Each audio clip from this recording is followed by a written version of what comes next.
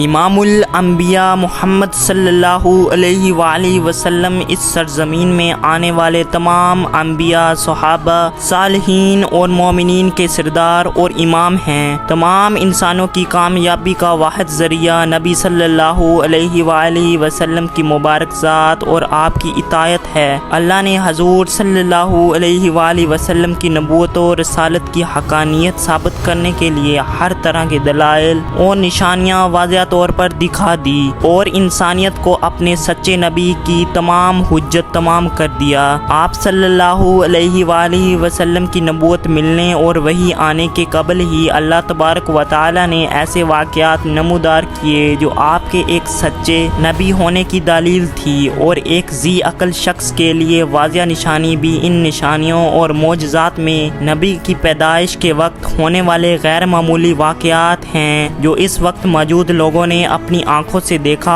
اور آپ کے نبوت کے گواہ ثابت ہوئے۔ جس رات اللہ کے حبیب محمد صلی اللہ علیہ وآلہ وسلم اس دنیا میں تشریف لائے، اس رات مکہ اور عرب کے لوگوں نے بہت سی عجائب اور مافوق فطری چیزیں دیکھی۔ یہ بات نہ صرف اسلامی تاریخ بلکہ فارس کے زرتشتوں کی تاریخ میں بھی لکھی ہے جو عرب کے پڑوس میں آباد تھے۔ عام الفیل والے سال عرب میں ایک روشن سورج طلوع ہونے والا تھا جس کی بشارت نبیوں نے سینکڑوں سال قبل دے دی تھی اور بہت سے لوگوں نے پیش گوئی بھی کر دیا تھا۔ عرب میں اس سال ایسے واقعات ہونے لگے جو اس بات کی نشانی تھی کہ ایک نبی مبعوث ہونے والے ہیں۔ اس سال زمین سرسبز ہو گئی، سالوں میں اضافہ ہو گیا، درخت پھلوں سے بھر کر جھولنے لگے، بارش خوب ہوئی، گویا یہ خوشحالی کا سال تھا۔ قریش نے ایسا موسم کبھی نہیں دیکھا تھا۔ ایک روایت میں آپ صلی اللہ علیہ وآلہ وسلم نے فرمایا کہ میں اپنے باپ ابراہیم کی دعا اور عیسیٰ ابن مریم کی بشارت ہوں۔ میری ماں نے یہ خواب دیکھا کہ ان کے جسم سے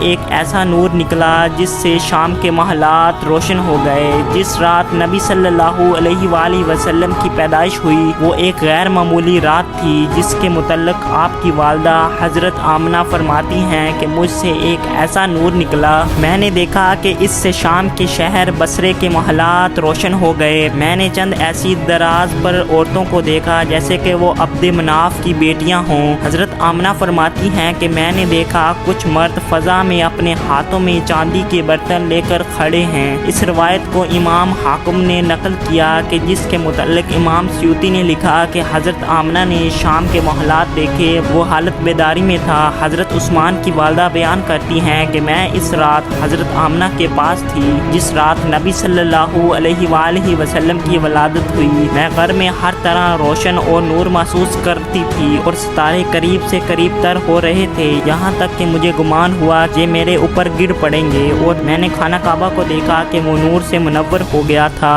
علامہ ابن جوزی نے لکھا ہے کہ جب حضور صلی اللہ علیہ وآلہ وسلم کی ولادت ہوئی تو فرشتوں نے آہستہ اور اونچی آواز سے اعلان کیا، حضرت جبرائیل بشارت لائے، اور عرش خوشی سے جھوم اٹھا، حوریں اپنے محلات سے نکل آئی اور عطر نچاور کرنے لگی۔ رضوان کو حکم دیا گیا کہ فردوس اعلیٰ آراستہ کرو، نیزا حضرت آمنہ کے گھر میں عدن سے پرندے بھیج دو جو اپنے چونچوں کے ذریعے موتی بکھیریں۔ حضرت آمنہ کے ارد گرد فرشتے کھڑے ہو گئے اور انہوں نے پر خوب پھیلائے۔ نشت و تسبیح تحلیل کرنے والے فرشتے اس کثرت سے اترے کہ تمام بحر و برق اور علم و محدثین نے لکھا ہے کہ آپ صلی اللہ علیہ وآلہ وسلم جیسے ہی اس دنیا میں تشریف لائے، خانہ کعبہ میں کھڑے وہ بت جس کی قریش مکہ عبادت کیا کرتے تھے وہ تمام بت منہ کے بل گر پڑے۔ شب ولادت کسریٰ یعنی ایران کے بادشاہ کے محل میں زلزلہ آ گیا، اس کے 14 کمرے گر پڑے، بحر تبرا خشک ہو گیا، اور فارس کا آتش کدہ جو ہزاروں سال سے جل رہا تھا اس کی آگ بھی بجھ گئی۔ یہ وہ واقعات تھے جو ایک نبی کے آنے کی خبر دے رہے تھے۔